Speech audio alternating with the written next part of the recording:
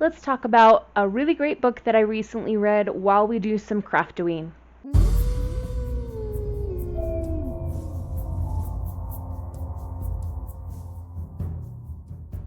Welcome, it's Bobi aka Paginator, and this is day 11 of my 31 Days of Craftoween series. Today I'm going to be doing a spread inspired by my recent reading experience with Bring Me Your Midnight by Rachel Griffin. If you have never read Rachel Griffin before, I highly recommend her. She has 3 books out so far. I believe this is her 3rd one. It's just brand new, and all of her books are witchy. This book is about Tana, who lives on an island inhabited by witches who practice what they call light magic or good magic. They live on this island, the Witchery, which is next to the mainland. This is like a bigger, zoomed in part of the island where Tana lives. Her mother is the head of the coven, and years ago they made a deal with the mainland where non-magic people live, and they would only practice the low or light magic, and that they would give up anything that was dark magic. And once a month they do this thing called the rush, where they send all their excess magic out into the ocean. Tana's noticing that this is causing currents to take place that are potentially destructive, and she doesn't like that because she has seen some animals getting hurt and parts of the island that are also being damaged due to these strong currents caused by the rush. But she doesn't quite know what to do about it. Tana also knows that her future is set for her. She has to marry the mayor's son, the mayor on the mainland. They have been set to marry each other for a long time, and this is supposed to bring about a great treaty of peace between the witches on the Witchery and the mainland, and like bring more trust between the two groups, because the humans on the mainland don't trust the witches. Tana's mom, in addition to being head of the coven, also her mom and dad run a perfumery, and Tana has learned that magic as well to make perfumes that do different things. And so they're allowed to sell these to the tourists and stuff, and they're like light magic kind of things. Like, this one will help you have a certain memory or remember a person. This one will help you feel more at peace. Her friend Ivy's family has a tea shop that does similar kind of things. And all the businesses on the island basically survive on these tourists, the tourists coming to the island to purchase their goods and services. One night, the rush is taking place. All the witches are supposed to go once a month to get rid of their magic into the ocean, and Tana somehow misses the rush ceremony, and they can only do it when they're all together because they have to rely on each other's power to connect and then expel the magic from their bodies. I know it's kind of strange, but she can't do it just by herself. So she misses it because she sees a strange light, and she follows it, and she runs into this guy named Wolf, who is also a witch, but she's never met him before, and supposedly he lives on the island. She's like, yeah, I don't know you. Who are you? What the heck? And she starts to learn some things. Maybe things aren't what she thought they were. I'm just going to move this out of the way to get rid of some bulk to work on this page. Okay. Tana learns that Wolf is part of a coven that's stayed largely hidden on the island, and they are practicing the old kind of magic, which is, in her mind, called dark magic, but they call it high magic.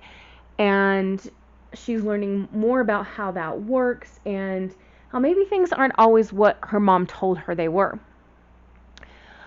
On the island, Tana knows that there used to grow this flower called the moonflower, and that it is poisonous and deadly to witches. And Wolf actually shows her that that's not true. The moonflowers are a big part of this story, and I'm going to be using this flower here and or these lace flowers here to represent those as I work on this spread. So Tana as I said, she's learning all these things that she didn't know before in regards to the world that she's been living in, and she's also kind of being set up on these first preliminary dates now that she and her long-term fiance are of age. She's going to be making a full commitment to her coven soon, and they're going to be getting married. So they've been going on these kind of initial dates to start getting to know one another, and she knows, based on their conversations and things that he said, Landon is his name, that they're not going to have a marriage that's going to be like they're in love with each other. It's a marriage of duty, a marriage for this treaty between their peoples, and it's good economically for both situations, so it's not a love match. And as you might guess, Tana starts to feel more for Wolf than just friendship.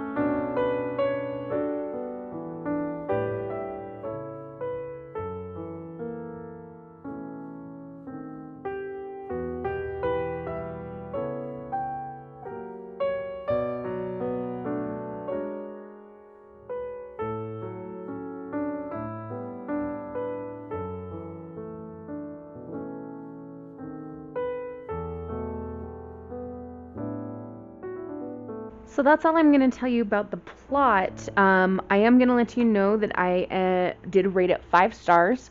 So far, all 3 of Rachel Griffin's books that I have read, I have rated 5 stars. And because of that, I'm going to use 5 of these little white flowers.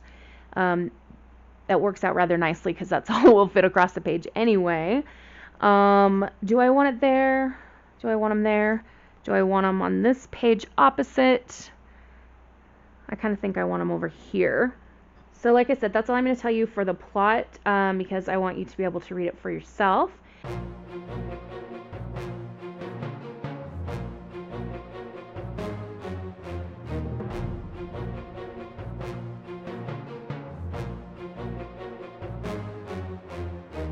There's our little moonflower. I'll also tell you that I have read Rachel Griffin's books outside of spooky season, and they're definitely worth the read no matter the time of year. They're not just spooky season only kind of books. I do want to just put something here that says bring me your midnight. So do I want to stamp it? Do I want to handwrite it? What do I want to do there? I'm thinking handwriting is the way to go on this one. Because I just don't have a stamp set that has the font that I would like for this. So let's move this out of the way.